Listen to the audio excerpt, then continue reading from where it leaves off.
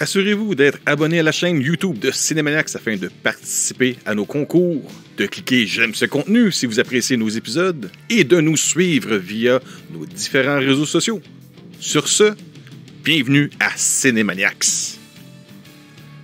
Bonjour à tous de la lumière pour Bon Matin Marvel. J'ai avec moi Benoît Vincent Rock, a.k.a. Tree Walker. Ben, comment ça va? What's up, man? Ça va? C'est loin, toi. Aujourd'hui, on se fait du bonheur. On va parler de Marvel. Oui. Et on a tellement de contenu qu'on va skipper toutes les salutations entre toi et moi, puisque nous, on s'est parlé bien avant le début de l'enregistrement. Fait qu'on commence ça. On va commencer ça juste en disant que dans la description de la vidéo, on va mettre la liste de tous les projets, les shows à venir dans les prochaines années de Marvel. On parle du MCU sur le cinéma, sur Disney+, et les projets aussi à venir de Sony Pictures reliés au MCU. Comment tu as compté? Je t'ai envoyé la liste, tu as dit 26 titres différents? As-tu compté ça? Non, je n'ai pas compté pour de vrai. J'étais juste pitché ce chiffre-là. Parce qu'il y en a en tabarouette. Il y en a une batch, là. Et c'est pas drôle. Il y en a comme la grande majorité qui sont confirmés et d'autres qui sont au stade de leak d'informations officielles de Variety, pas National, mais le Hollywood Reporter, c'est The Wrap, c'est ça qui sont des sources fiables. On sait que ça s'en vient. Exactement. Mais, il y a toujours place au changement au niveau de l'ordre. Plus qu'on s'éloigne dans la liste, ça se peut très bien qu'il y ait des projets qui soient abandonnés ou des projets qui soient transformés. Ça demeure une propriété organique d'année en année. Mais on a quand même une bonne idée de ce qui s'en vient dans les prochaines années. Là. C'est ça. Les titres qui s'en viennent, je ne vais pas tout lister, mais juste parler vraiment de ce qui s'approche très, très bientôt, qui est à la porte. Là. On a Loki qui commence le 9 juin, mercredi. Au lieu du vendredi, ça va être le mercredi. Cette semaine, non, pas cette semaine, le 9 juin. Ouais. On a un mois exactement après, le 9 juillet, il y a Black Widow qui va finalement sortir. Ça va être sur Disney+, en même temps avec un prix premium de 30-40 $ canadiens, là. Puis au cinéma. Il y a aussi de confirmer pour cet été, il n'y a pas la date exacte encore, mais les annonces sont sorties. Il y a le What If. 3 septembre 2021, il y a Shang-Chi and the Legends of the Ten Rings. Puis à la fin de l'année, il y a d'autres séries de Disney+ qui vont sortir, qui n'ont pas de date en automne. Il y a Eternals qui est le 5 novembre, 17 décembre, Spider-Man No Way Home, et ainsi de suite. Après ça, ça n'arrête pas. Là. Marvel va vomir. Ça va être une machine à charcuterie à super-héros. C'est ça. Fait que là, tu as eu une super bonne idée, Ben, parce que moi, je m'en allais parler de chacun des titres, puis ça aurait peut-être emmerdé le monde, même si on est tous des fans de Marvel. Fait que tu m'as donné une idée, puis j'ai dit, j'embarque avec toi. Right. On va parler de nos 3 titres, nos 3 projets, les 3 shows qui nous intéressent le plus et pourquoi. Puis je te laisse commencer avec, nomme-moi-en un des 3. Il n'y a pas d'ordre de préférence, là, mais un des 3. Pourquoi? OK, fait que moi, le mien, mon premier que j'ai mis sur ma liste, c'est Loki. Loki, OK. Loki! Nous... mais c'est ta conjointe qui collectionne les figurines de Loki, hein? C'est ça? Oui et non. Oui, non, OK. Oui, ma blonde, c'est la pièce moteur derrière le fan train Loki dans ma maison. Ouais. C'est elle qui est une fan finie de Tom Hiddleston. Moi, je suis fan de Loki.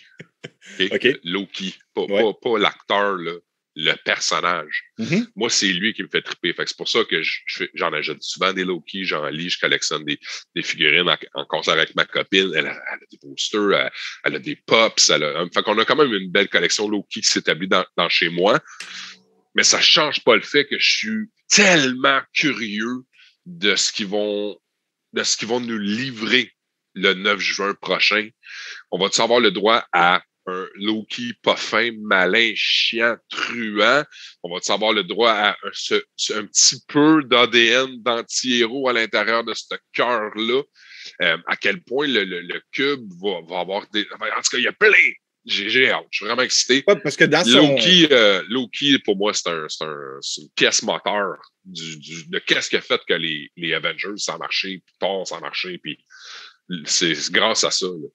Ouais, parce que dans son ADN, on comprend qu'avec le temps, il devient un genre de, pas un méchant, mais de personnage qui va jouer tout le temps pour lui-même en premier, mais qui ne va pas nuire aux héros, aux super-héros de Marvel, d'un sens. Non, c'est un méchant, là. Faut pas se leurrer, là. C'est un méchant. C'est ce qui s'appelle dans la bande-annonce, c'est Loki Variant. C'est la version variante de Loki. C'est un autre skin. Un autre cover. Quand l'émission va commencer, il faut t'envoyer 5$ de plus à Marvel pour avoir le skin. L'édition spéciale. OK, ouais, Loki, c'est intéressant. C'est pas dans mon top 3. Mais c'est intéressant. J'avais envie de le mettre. Mais j'avais 3 autres titres. Je vais t'en nommer un des 3. Un qui s'en vient quand même très bientôt, cet été, What If. Lorsque je collectionnais les bandiers quand j'étais jeune, What If, je les collectionnais. J'ai acheté les What If. Moi, je sais qu'il y a eu volume 1, volume 2, volume 3 quand j'étais jeune. Un des titres que j'avais le plus aimé, c'était What If the Alien Costume Had Possessed Spider-Man, où est-ce que Peter Parker se rend compte que le costume siphonne sa force de vie, puis à un moment donné, il se retrouve plus vieux que sa tante et meurt de vieillesse. Puis au funérailles, tu vois tous les personnages de Marvel autour des funérailles de Peter Parker, puis tu as Thor qui est à terre, qui a la main d'en face, qui broye. Puis c'est venu me chercher. Puis là, le Venom, le symbiote, s'attache sur Hulk, s'attache sur Thor. J'espère que ça va être une des émissions, mais ça me surprendrait. Mais oui, j'ai très hâte. J'ai vu les bandes annonces, tu l'as certainement vu. L'animation a l'air incroyable. Puis en plus, c'est les acteurs. Marvel Zombies. Oui.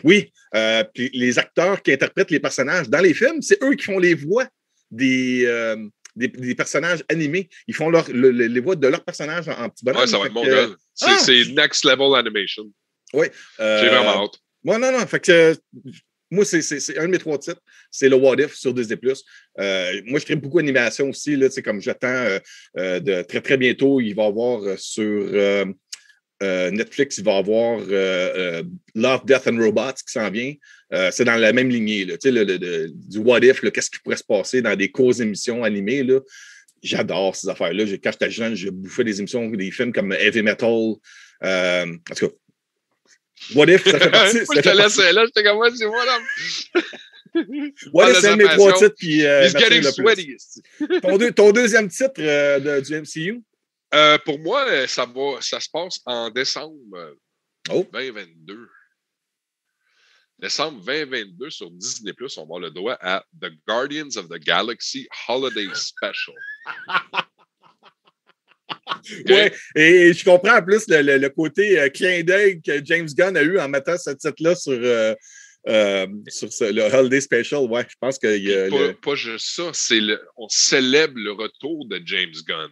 Ouais. Parce que le tournage de ce Holiday Special-là, de ce spécial du temps des fêtes, dit-il en français, va se tourner en même temps que le prochain film de Guardians of the Galaxy, Volume 3, va être conçu, construit, réalisé, mis en bouche pour Noël avant la sortie du film.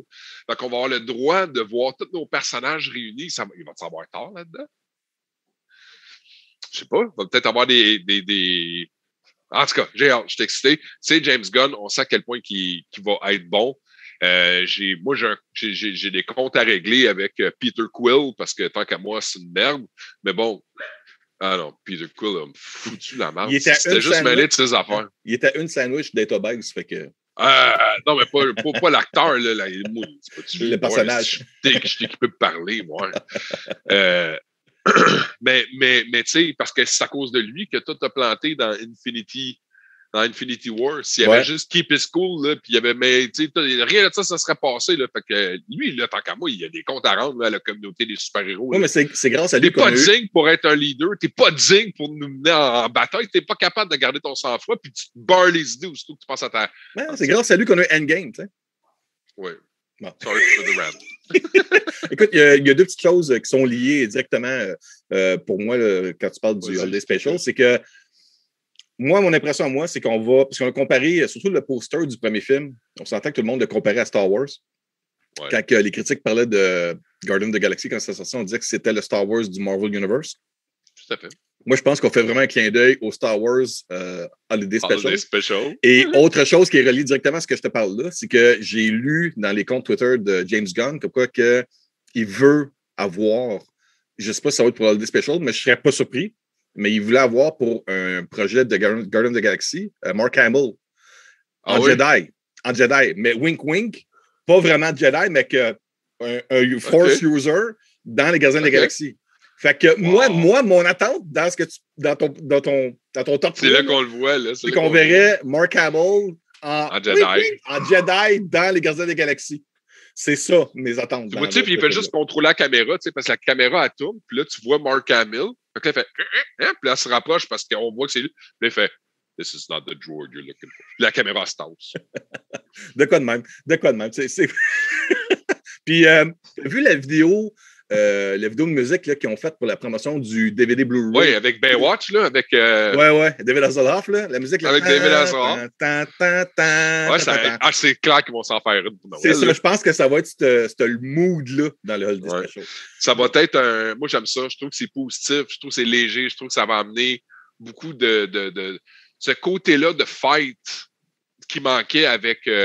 malgré que les émissions Marvel nous les ont ramenés un petit peu, là, une fois par semaine, là, mais quand Marvel sortait des films à l'époque, je me souviens avec toi, puis nos autres collègues, nos autres amis, puis toute la kit, c'était tout le temps un phénomène de power là, quand on allait voir du Marvel. Ah ouais. C'était toujours un sentiment de fight. Fait que je trouve que c'est très synonyme de ça. Je suis content. Next, toi, ton deuxième titre, c'est pour le réalisateur, c'est pour les surprises qu'on va avoir là-dedans, c'est pour le côté malade de l'univers qui s'en vient. C'est le 25 mars 2022, Doctor Strange in the Multiverse of Madness. Oh, yeah. Sam Raimi qui revient réaliser un film de Marvel, mais cette fois officiellement dans le MCU. Il y a des oui-dire, ça a l'air que Tobey Maguire serait peut-être dans le Spider-Man 3. Peut-être que ça va bifurquer là-dedans. Tu sais, je serais pas surpris. Ash va être là. Je serais vraiment pas surpris. Je dis Sam Raimi, là, tout le monde, même Bruce Campbell. Bruce Campbell va être là, tu penses? Ben oui, il a fait un... Ouais. Sur son post Instagram, il y a environ 2 semaines, il a pris une photo sur un toit avec la ville de Londres en arrière, puis il dit « Ah, je suis en train de tourner un film ici avec des magiciens, mais je peux pas vous dire c'est quoi. » Hello! Oh, yeah. Je l'avais pas vu. Oh my God. OK, je suis content. Je voulais qu'il soit dedans. Je trouvais que c'était une super belle opportunité. Oui, Bruce Campbell va être là. On va certainement revoir le vieux char classique qui est dans le film de tous les films de Sam Raimi. Là, son vieux bateau, le vieux char jaune marde, là, décapotable. Là. Ça, c'est dans tous les films de Sam Raimi. Je n'ai pas le modèle dans la tête, là, mais il est dans les films d'Evil Dead. Ah ouais? Ben oui, c'est tout le temps le même char. Écoute, je pense que tu m'en as pris une, je n'ai jamais remarqué. Oui, c'est les 2 affaires classiques de Sam Raimi. Bruce Campbell et son char. Le char est dans tous les films. Même j'en ai plein des films. Mais écoute, tu te rappelles de Army of Darkness? Oh oui. OK, Army of Darkness, quand ça commence, il y a Bruce Campbell qui tombe dans un genre de tourbillon lumineux paradoxal. Ouais. Il y a le char avec lui qui tombe. Ah, ben oui. OK. Ben, c'est ça. C'est le char. Ben, c'est ça, ce char-là. Ah, lui, il est tout le temps là. Ah oui. Dans tous les films de Sam Raimi. Dans Spider-Man, à un moment donné, quand il y a la scène avec les voleurs là, qui se pognent au-dessus, ils les attrapent avant d'aller au spectacle. Je pense que c'était dans le 2. Les voleurs conduisent le char, justement. C'est un clin d'œil, tous ces films, il y a ça. Puis Bruce Campbell qui fait tout le temps des personnages différents. Qu'est-ce qu'il va faire dans Doctor Strange? J'aime ça, moi, des réalisateurs qui ont des connected universe comme ça. Ouais. Qui ont des univers connectés. Là, ils vont se faire un lien Kevin avec... Smith, Sam Raimi, c'en est tout, là. Quentin Tarantino, c'en est tout. Ils ont tous des univers connectés. Oui, mais là, tu te rappelles dans Spider-Man 2? Quand le frère de Sam Raimi, qui fait l'employé de J. Jonah Jameson, il trouve le nom de Doctor Strange. Puis là, J. Jonah Jameson dit « Ah, it's good, but it's taken. » Là, il va faire un lien avec ça. Ça me fait triper. J'adore ce côté-là. Ted Raimi. Oui, c'est ça. Puis lui, il dit « Ah, je Ted Raimi qui jouait d'ailleurs dans un des épisodes de Crypt Keepers que j'écoute sur Shudder présentement. Là. OK. Tales from the Crypt. Puis il y avait le 2e épisode, c'était avec Ted Raimi. Puis... c'était avec Army of Darkness. Je ne serais pas surpris qu'il y ait un épisode qui ait été soit produit ou réalisé par Sam Raimi. C'est automatique. Ah, c'est peut-être, c'en est peut-être un, parce que c'est littéralement Army of Darkness dans un épisode de Tales from the Crypt. Écoute, même ce char-là que je te parlais, il est dans la série Ash vs. Evil Dead. Puis son frère est dans 1 ou 2 épisodes de Ash vs. Evil Dead. Oh oui, ça, il est tout le temps là. Il était là aussi dans Hercules, puis il était là dans Jack of All Trades. C'est vrai, c'est vrai. Xena, Ted, il a tout le temps été là. C'est un autre J. Silent Bob. Il est tout le temps là. As-tu déjà écouté les podcasts de ça dérape, là. Tu vois que c'est 2 Non, écoute, les Chris Hardwick. Tu as vu les podcasts de Chris Hardwick? Non, ça ne dit rien. Lui... Je connais Chad Boseman. Non. Mais... lui avait des podcasts que jusqu'à récemment, où est-ce qu'à chaque semaine, il invitait, c'est du monde d'Hollywood qui avait comme invité. Puis une des émissions qu'il y a eu peut-être même à 2-3 reprises, Bruce Campbell, il venait. Puis Bruce Campbell expliquait que lorsqu'il tournait Ash vs. Evil Dead, je pense qu'il était en Europe, ils ont fait exprès pour être le plus loin possible des studios. Comme ça, il y avait à paix des financiers, des comptables. Ça leur permettait de déconner. Puis si jamais tu n'as pas écouté, je te le conseille, là, Ash vs Evil Dead. La c'est réalité, du bonbon, man. La réalité, c'est que j'ai Evil Dead 2, j'ai Army of Darkness, j'ai la série au complet de la télésérie qui avait sorti pour Netflix, là, qui avait 3 saisons. Puis, tristement, j'avais acheté en ligne un coffret de luxe de collection Evil Dead. Ouais. Puis, finalement, il est européen. Fait que je peux pas l'écouter. C'est triste, ces maudits achats en ligne, là. Mais j'ai un coffret de collection. OK, next! Juste pour dire que Doctor Strange in the Multiverse of Madness, ça m'excite. C'est excitant. J'ai très hâte de voir ça. Tu vois la conversation, ça a suscité, ça a toute partie de toute cette excitation-là, de ces pièces moteurs-là de ce film-là. Tu sais. Ton troisième choix? Tu sais quoi, tu penses? Je pense que c'est le même que le mien. Mais vas-y. Ah ouais, moi, je pense pas. Non? Wolverine Disney+. Non, pas pareil. Okay. Ah oui, OK. Ben non, ça, toi. Ah ouais, ben écoute, c'est... Wolverine, tant qu'à moi, c'est une porte maîtresse qui va ouvrir un univers hallucinant. J'ai tellement hâte à nos mutants. Moi, j'étais un lecteur d'X-Men. C'est ça que je fais, moi, dans la vie. Je lis du X-Men. C'est eux autres, mon noyau. Puis Wolverine, c'est un personnage qui a été super bien présenté sous la tutelle de Fox. Mais je crois sincèrement qu'il reste encore beaucoup plus à développer. Puis j'espère honnêtement qu'ils vont nous prendre un comédien pas trop vieux, puis qu'on va pouvoir tout aller ouvrir ces portes-là de Weapon X, d'avoir des téléséries, tu sais, qu'on revient dans le temps, puis, tu sais, mettons Origins, la série Origins, c'est quoi James Howlett? Ça sort de où, ça, ce nom-là, James Howlett? Ben, tu sais qu'on peut tout avoir ces séries-là, mais tu me prends un comédien qui n'est pas trop vieux puis qu'on veut vieillir avec, même si la propriété prend 12 ans à s'étendre pour qu'on ait vraiment notre Ultimate Wolverine où il est dans toute sa gloire. Moi, je suis patient. Ouais, moi, ce que je verrais, c'est une série sur Disney+, qui serait un genre de série complète, bien étalée, mais un peu comme basé un peu sur ce qu'on a vu comme montage au début du film de Wolverine. Wolverine, quand il fait de la guerre. Là, ouais, toutes les séquences, les périodes différentes avec Sabretooth. Moi, ce que je verrais, c'est que la série de Wolverine devrait être ça. Mais en série complète, là, sur plusieurs saisons. Là. Je veux pas qu'ils se dépêchent, je veux qu'ils prennent leur temps. Je veux qu'ils savourent tout le lore. Tu sais, le simple fait de dire je suis un guerrier qui a été brainwashé, qui a plus de souvenirs de qui il est, qui vit constamment juste sur ses instincts, qui va aller se retourner. Tu sais, ses instincts l'ont ramené à une équipe, les X-Men. Il va travailler pour aller réussir à aller chercher à se faire un foyer, à se faire une maison, à développer des relations, à avoir des jeunes. Il a trainé Kitty Pryde, il a trainé Jubilee, il a trainé... Tu sais, fait qu'une tutelle un peu comme... Il y a eu la série Wolverine and the X-Men, il devient ce chef de meurtre-là. Dans toute sa splendeur, il y a une belle histoire qui mérite d'être découverte avec Wolverine. Non, on peut faire un Highlander en série mutant. Hey, oh my God, est-ce que tu as touché à quelque chose, toi, là? Et voilà. T'as qu'à be only one.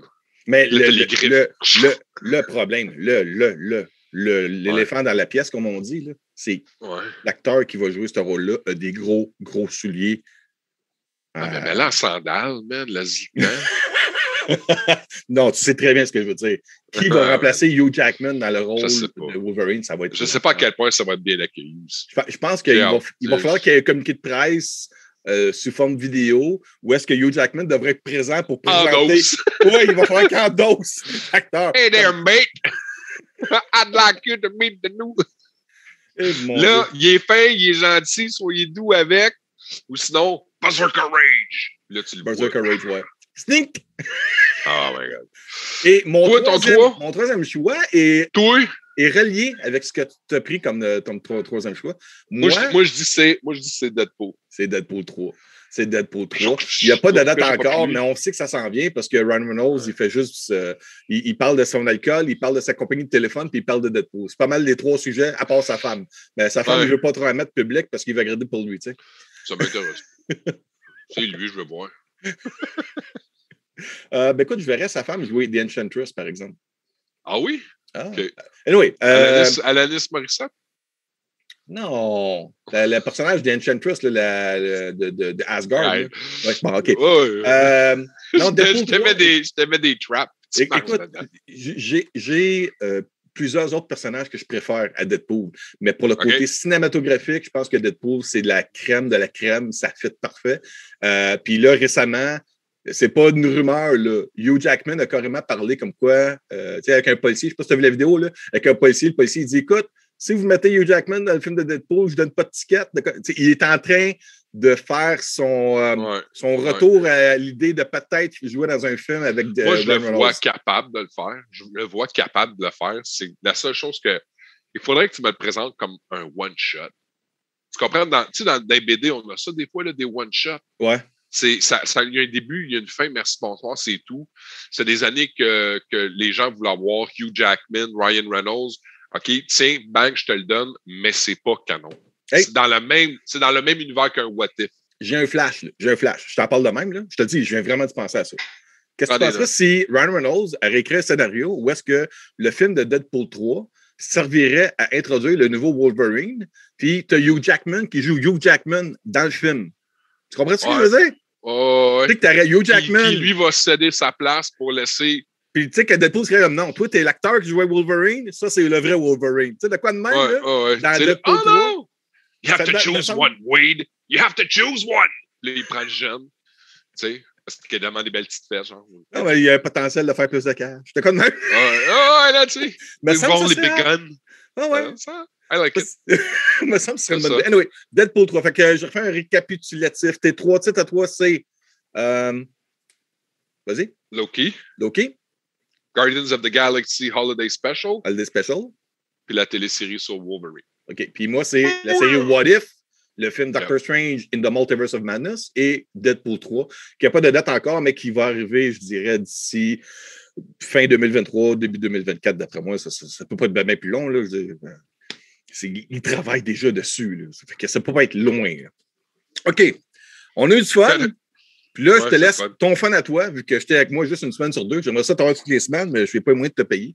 Fait que. Non, je sais. Je te laisse le champ libre pour pouvoir me parler. Non, je le sais, c'est Parle-moi de tout ce que tu as en contenu littéraire. OK. Fait que j'ai 3, 4, 5, 12 affaires à vous dire. OK. Je veux commencer par juste te présenter ça. Ça s'appelle Booyah. Comment? Ça s'appelle pas Booyah. Le Booyah, c'était parce que c'était à l'écran. Okay. C'est un special edition de la revue Time. Fait qu'on connaît tous c'est un géant de la publication. Ouais. Ça s'appelle The Story of Marvel, From Humble Beginnings to Phase 4 and Beyond. Fait que c'est une belle revue, dans le fond, qui nous permet d'aller jeter un coup d'œil sur c'était qui Stan Lee. C'est vraiment très bibliographique. Il y a des endroits où est-ce que énormément de contenu littéraire à aller lire, puis on peut vraiment aller chercher, puis connaître, puis mieux comprendre, puis vraiment aller s'appuyer sur des faits. Il y a d'autres instants où est-ce que c'est juste de la beauté visuelle. Où tu t'es trouvé ça en passant? Est-ce que c'est dans un comic book store ou dans les magasins de magazines? Où tu as trouvé ça? Walmart. Non, c'est parce que ça m'intéresse. C'est comme ça m'intéresse, ça, ouais.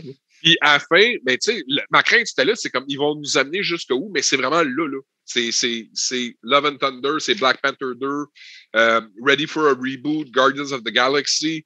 Il y a même un petit mot, pas un mot caché, mais un petit questionnaire qu'on va peut-être avoir le temps de se faire. un petit mot caché à la fin, là. Un petit mot caché, 12 mots. OK. Attends. Il y a un jeu, tu voulais me parler, là. Tu as des questions, tu voulais me parler dans ce magazine-là. Oui, à tantôt, si on a le temps. OK, tantôt. OK, correct. Vas-y. C'est le groupe calme. Tu connais Swamp Thing, toi? Oui, la créature des marais. Oui. La créature des marais, Swamp Thing. Ouais. Swamp Thing, ça, by the way, ça appartient à DC, ça. C'est une propriété Distinct Competition. Il est l'un des Elementals de l'univers de DC. Oui, exactement. La façon dont Swamp Thing nous est présenté, il est tellement puissant qu'à un certain moment, il est allé modifier la faune complète de la planète Terre, ce qui a fait que les êtres humains ont tous suffoqué et ont tous perdu connaissance en même temps.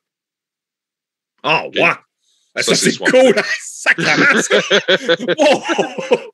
Il a tout arrêté, il a mis tout le monde sur pause. Je pensais que tu allais me dire la scène ou le moment où est-ce qu'il y a eu une bague des Green Lantern, parce que ça, j'ai entendu parler récemment aussi. Mais là, ça, c'est génial. Là. Fait que, mais Marvel, bien entendu, à peu près dans les mêmes époques, soit il y a 50 ans, on avait eu le droit à la création de Man-Thing. Ouais. Man-Thing qui... Fait que ça, en passant, c'est une littérature qui date des années 80. Puis ça, ce que je vous présente là, mais dans le fond, c'est en bibliothèque, en librairie présentement. OK. Fait que c'est trois one-shots, mais qui en réalité viennent se tricoter ensemble. C'est un... Mon Dieu, j'ai juste des mots en anglais, je m'excuse. C'est un retelling de l'histoire d'origine de Man-Thing. OK. Fait que c'est un gros retour sur qu'est-ce qui s'est passé dans Man-Thing et pourquoi il s'est transformé, parce qu'il y a une grosse nuance entre les deux, là, entre Swamp Thing, qui est un être qui a conservé son cœur, sa tête, son esprit, qui est dans un corps d'une swamp, d'un étang, puis Man-Thing, mais il est dénué de ça, c'est plus comme un animal blessé, instinctif. La grosse différence, c'est que lui, il protège le Nexus. Ça, on en a un petit peu commencé à en parler dans WandaVision. Je ne sais pas si tu te souviens, il parlait de ça, du Nexus. C'est la capacité à ouvrir des brèches dans le temps, de changer d'univers parallèle. OK. Fait que des créatures ou des êtres Nexus, il y en a dans chaque univers. C'est lui qui ne change pas entre les univers.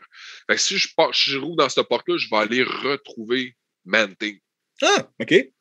Je croyais que Wanda était la seule dans l'univers de Marvel à être l'unique Nexus, comme tu dis, dans chacun des univers parallèles de Marvel. Dans la MCU, ils vont peut-être faire le choix de nous raconter une histoire un petit peu différemment pour vouloir intégrer le concept du Nexus, mais que ça soit Wanda qui soit ce personnage-là. Mais okay. dans les comics, là, parce qu'il y a tout le temps des petites variables entre ce qui est sur papier et ce qui est à l'écran, Man-Thing, mais c'en est un. C'est un Nexus. Fait que c'est trois histoires qui ont un début puis une fin, mais les trois histoires, quand on les met ensemble, nous amènent à le mois prochain, Man-Thing numéro 1, ne le manquez pas. Fait que c'est une super belle histoire d'origine pour mieux comprendre le personnage, mieux comprendre d'où il vient, qu'est-ce qui est arrivé, comment ça se fait qu'il est décédé, pourquoi c'est quoi? Parce que si on va en ligne et on va sur YouTube ou peu importe, on se rend compte à quel point les similitudes entre Man-Thing et Swamp Thing sont vraiment similaires. Okay. C'est vraiment, là, c'est un petit peu là, à la Captain Marvel. Là, c'est à qui, c'est à moi, c'est à toi. Deathlock, puis pas Deathlock, Deathstroke puis Deadpool. Deux personnages très, très, très, très similaires, mais même chose pour eux autres. Tu fais-tu, toi, de la lecture digitale des fois? Tu vas-tu? Non. Il me manque à peu près 3-4 heures par jour sur mon 24 déjà très occupé. Je te comprends. OK. Fait que je vais juste ouvrir cette brèche-là pour te dire, à tous les semaines, je ne sais pas si tu le sais, mais il y a une application qui est mise en ligne qui s'appelle Marvel Unlimited. Tu m'en as parlé, oui. À tous les semaines, Marvel Unlimited publie des nouveaux bandes dessinées. Comme là, cette semaine, là, il y en avait 24 nouvelles bandes dessinées. OK. Fait que, tu sais, c'est pas n'importe quoi, là. Tu sais, il y a quand même beaucoup de contenu à aller découvrir là.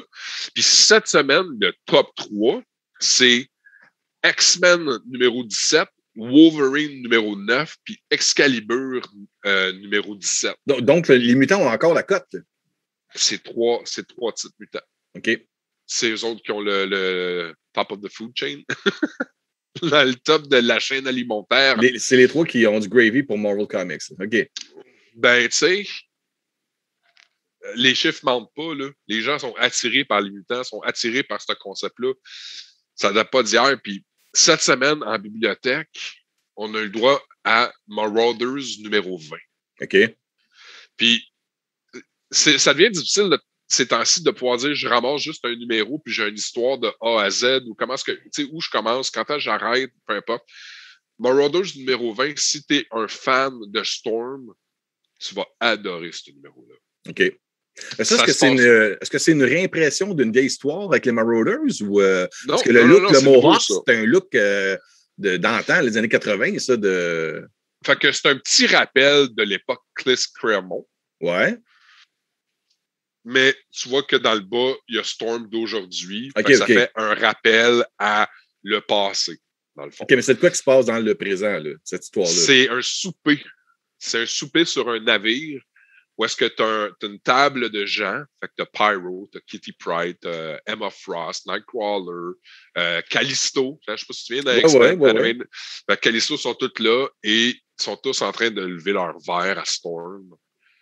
Puis ils racontent des anecdotes de Storm, puis pourquoi qu'elle est donc badass, puis pourquoi qu'elle est hot, puis pourquoi qu'elle est si. Puis souvent, c'est même des histoires ou des anecdotes de une page et demie, où est-ce que Storm n'utilise même pas ses pouvoirs. C'est juste de par sa force de caractère. C'est le personnage, c'est son être, c'est la petite orpheline, c'est la personne qui s'est battue toute sa vie pour réussir à garder son... C'est une goddess, là, puis elle veut encore marcher avec les humains, marcher avec les... Tu sais, c'est tellement bon, puis c'est beau, puis...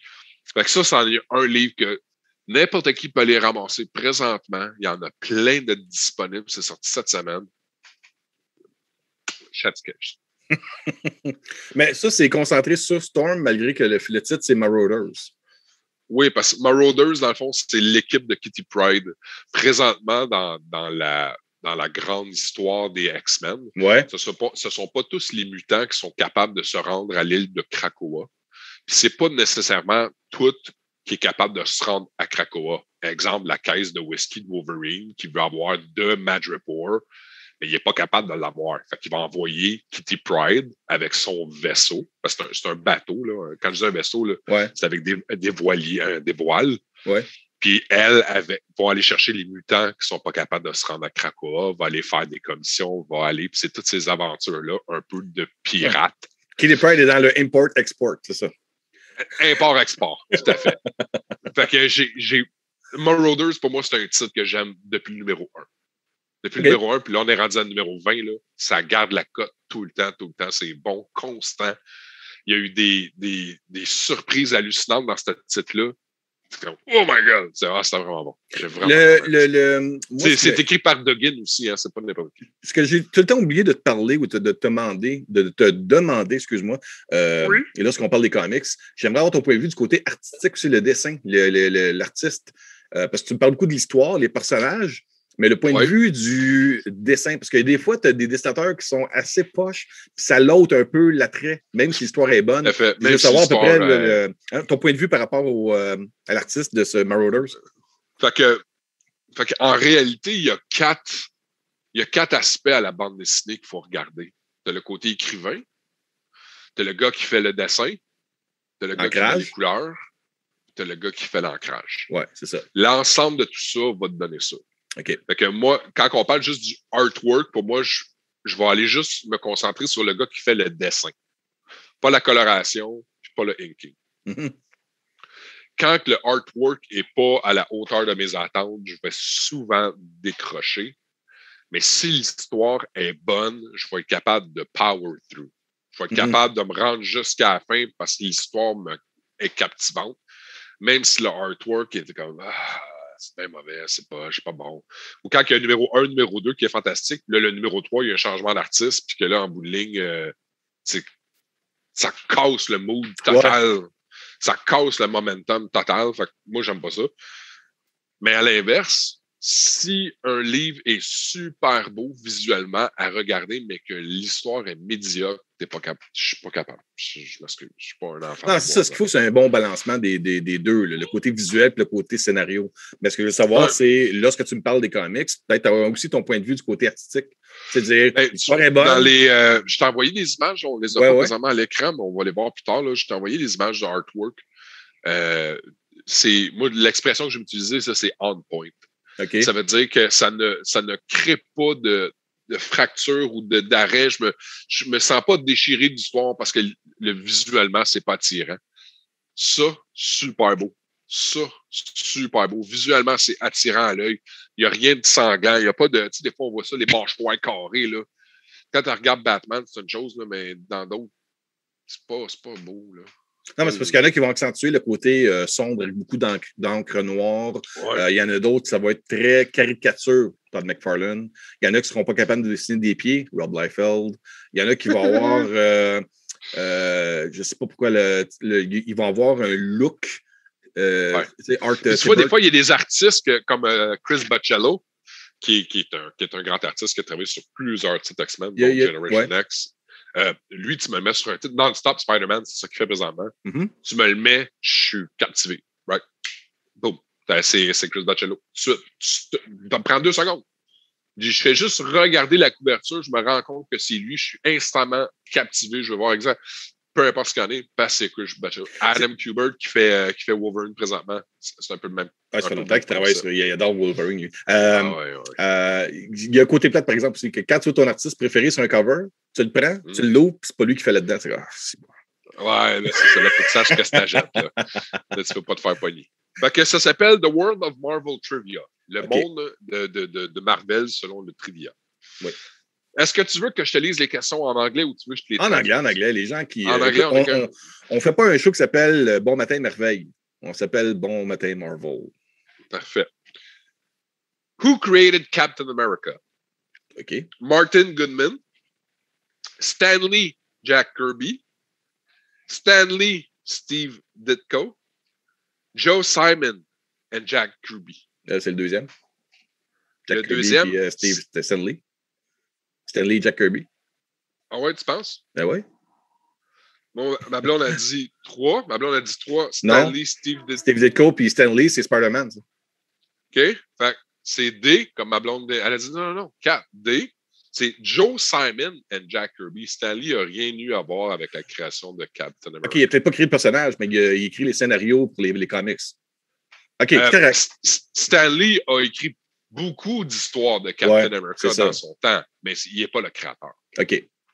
He's not credited as a creator. OK. 0 point pour moi. OK, numéro 2. Ouais. Pas bon. In what comic book did Spider-Man first appear? Amazing Fantasy. Lequel? Numéro 17. Tu veux que je te lise Vas-y. The Amazing Spider-Man numéro 1? Non. Marvel Comic numéro 1? Non. The Avengers numéro 1? Non. Amazing Fantasy 15? 15. Hey, c'était à 2 numéros, commande. 2 numéros, man, c'est la différence entre 1,5 million et 72 bières. Oh, ouais, je sais bien. Parce qu'en réalité, Spider-Man n'était pas dans le numéro 17, c'est ça. Parce que dans ce temps-là, c'était à chaque mois une nouvelle histoire avec des nouveaux personnages. Puis, Amazing Fantasy, c'était des histoires fantastiques. C'est ça. Numéro 3. What supervillain was hinted at the never actually seen in the 2008 movie The Incredible Hulk? What supervillain was hinted c'est the leader. but was never? The leader. Abomination, The Leader, Galactus, Thanos. The leader. On était tous les deux 3B, The Leader. Et voilà. C'est le scientifique qui injecte le sérum à l'autre qui devient Abomination. Quand il tombe, le cerveau commence à se déformer, puis il était supposé devenir The Leader. Finalement, ça n'a jamais abouti. Après ça, cet acteur-là a joué un rôle dans le Fan Four Stick, Fantastic Four, le remake mauvais de Josh Trank. Et là non plus, ce film-là a été un flop. Fait que lui, il n'est pas chanceux. C'est pas un porte-bonheur pour les films de Marvel. Non, c'est ça. Je m'en vais. On ne le veut plus. Non. OK. Là, je suis pas sûr que tu vas l'avoir, celle-là. OK, ouais. Flou. Where was Natasha Romanoff trained to become the Black Widow? Project Pegasus, the Red Room, Camp Lehigh, or the Triskelion? Ça doit être le Red Room. Le Triskelion, c'est le building de S.H.I.E.L.D. Puis les deux autres, c'est une petite quoi, mais c'est le Red Room. Fait que c'est B, the Red Room. Et voilà. Good job. Yeah! On dirait que tu lis des articles. OK. Ben, je me tiens beaucoup courant. J'anime un show qui s'appelle Bon Matin Marvel, quand même. Which of the following directors has not worked on a Marvel movie? Fait que là, ça, je sais que tu vas savoir. Ouais, parce qu'on en a parlé avant, celle-là, ouais. C'est-tu Kenneth Branagh, John Favreau, Favreau, Josh Whedon ou Zack Snyder? C'est Zack Snyder. Il n'y a pas eu de Zack Snyder's Marvel film encore. Oh, ever. OK. Ah non, mais il a dit... Ah non, c'est vrai. C'est pas Marvel qui a dit. Il a dit qu'il serait intéressé à faire un film de Star Wars. Ça, Ouais. je veux voir ça. Je veux voir ça, Zack ça Snyder serait plus faire un dans film de son Star Wars. wheelhouse. Ouais. Ça, plus. Marvel, stay away. OK. Attends. Si tu viens mettre le bon personnage, il peut fuiter. C'est comme... moi, je rêverais de... Pas moi. Non, OK. Attends. Je rêve de voir un film de Dazzler réalisé par Michael Bay. Dazzler, peut-être. Par Michael Bay. Peut-être. Ah! Peut-être Dazzler. Par Michael Bay. Pas Zack Snyder. OK. In the MCU, who chose Nick Fury to become the director of S.H.I.E.L.D.?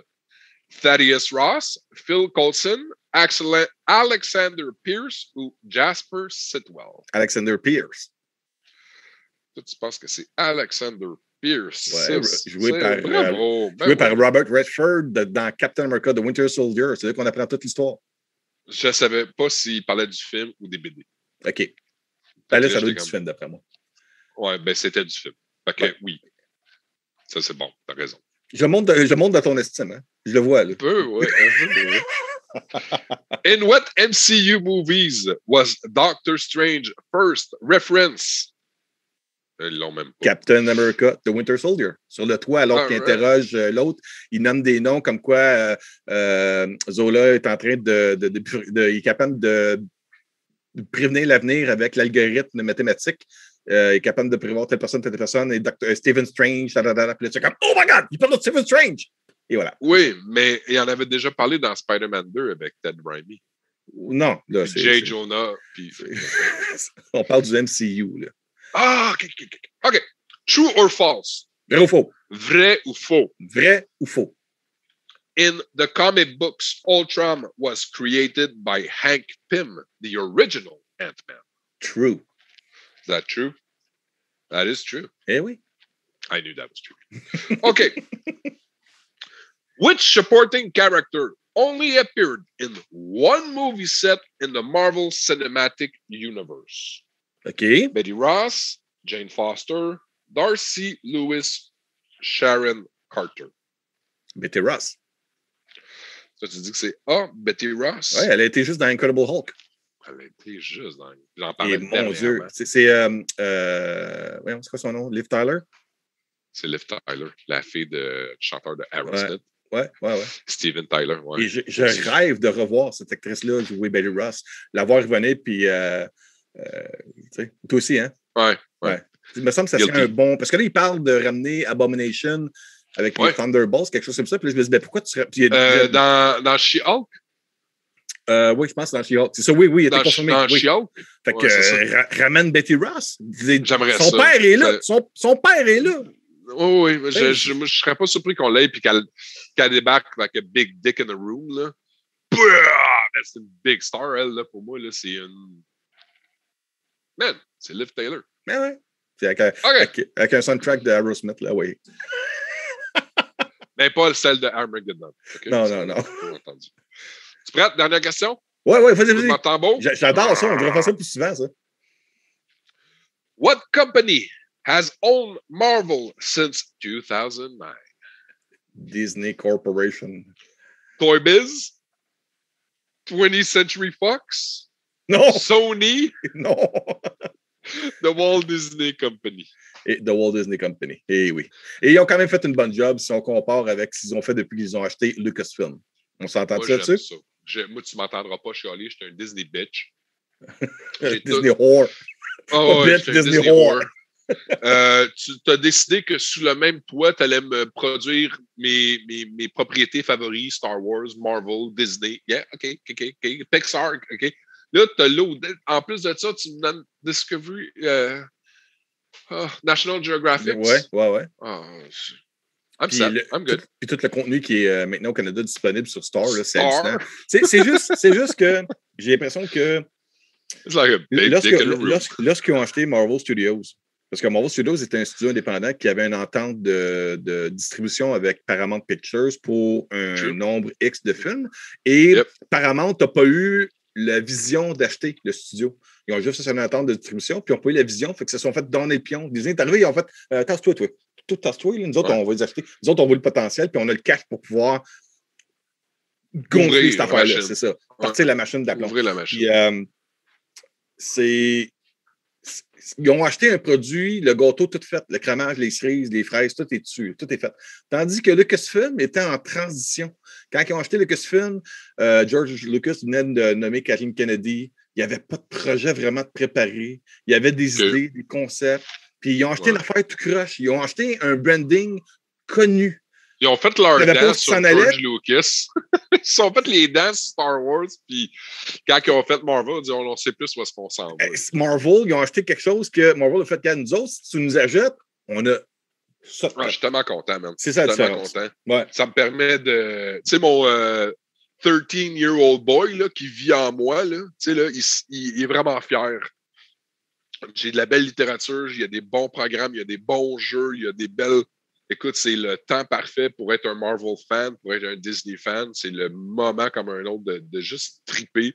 Puis là, ça va juste devenir de plus en plus tordu parce que les gens ne réalisent pas vraiment, mais les histoires qu'ils sont en train de nous raconter au grand écran, c'est beaucoup des histoires qui datent des années 80, des années 90. Ouais. On n'a même pas touché à tout ce que les nouveaux auteurs ont mis sur pied. Annihilation. Il y a tellement de grosses propriétés qui vous restent à découvrir de ce qui est sorti sur papier qu'on n'a même pas commencé à toucher au grand et petit écran de Marvel. Ouais, le problème qu'à un moment donné, ça va rentrer de plein fouet, le problème que le MCU va rencontrer à un moment donné, c'est le temps. Le temps de raconter toutes ces histoires-là va amener à du recasting des personnages principaux, veut pas. Tu ne pourras pas avoir... Chris Hemsworth jouer Thor pendant 50 ans. Tu ne pourras pas avoir... exemple, là... maintenant, tu n'as pas le choix de faire ton deuil, là, puis dire ça pour un nouvel acteur. Ou tu modifies ton histoire pour que ce soit joué par des nouveaux personnages avec des nouveaux acteurs. Mais exemple, David Bautista, il vient de dire récemment comme quoi que ce qu'il fait présentement avec le Holiday Special et Guardians of the Galaxy Volume 3, c'est ses dernières affaires, parce que là, il va avoir 54 ans. Puis là, il dit, c'est assez, là... son argent est fait, son stardom est fait. Écoute, pour être dans cette forme-là, c'est parce que c'est un degré, un niveau de commitment que clairement, moi, je ne suis pas capable d'avoir. Ouais. Ben, c'est des heures et des heures. Mais toi, Benoît, tout est là. Tout est là. Oh. Le muscle le plus important, Christopher Lee l'a dit, le muscle le plus important, c'est le cerveau. C'est les yeux, le cerveau. Laisse-moi, pas les yeux. Ben, les yeux, ça sert, mais c'est... Ouais. Pas comme le cerveau. Fait que, cerveau. On arrête ça là-dessus. Mon cerveau me parle. Là. Ton cerveau te parle? OK, tant que c'est le bon cerveau et non le cerveau. Je te dis, merci beaucoup, Ben. On se revoit dans 2 semaines. Puis, moi, de mon côté, il ne me reste plus qu'à dire aux gens de vous abonner à la chaîne YouTube de Cinemaniacs, que l'on a des concours maintenant disponibles sur la chaîne YouTube. On a un concours qui va aboutir lorsqu'on aura atteint le cap du 1000 abonnés, où est-ce qu'on offre un boîtier Steelbook du film Iron Man, le premier film de Marvel Studios, en Blu-ray. Ça, c'est un cadeau que vous ne pouvez pas vous acheter sur Internet. Et ça ne se vend pas nulle part. Nous, on va vous le donner en tirage. Pour ce faire, les informations sont dans la description de cette vidéo, ainsi qu'un concours mensuel qui va perdurer pendant plusieurs mois. Ce mois-ci, on offre Funko Pop Godzilla, tiré de la licence du film Godzilla vs. Kong. Pour faire encore là, les informations sont dans la description de cette vidéo. Très facile à faire. Puis c'est des concours gratuits. On fait ça pour vous remercier d'être abonné. Puis moi, je te remercie beaucoup, Ben, de participer. Quand je fais des vidéos avec toi, j'adore ça. C'est le fun. Ça me motive, ça me rend de bonne humeur, carrément. J'essaie, même. J'essaie d'être un vent de fraîcheur au lieu d'être un vent d'odeur. Oh, OK. Bye.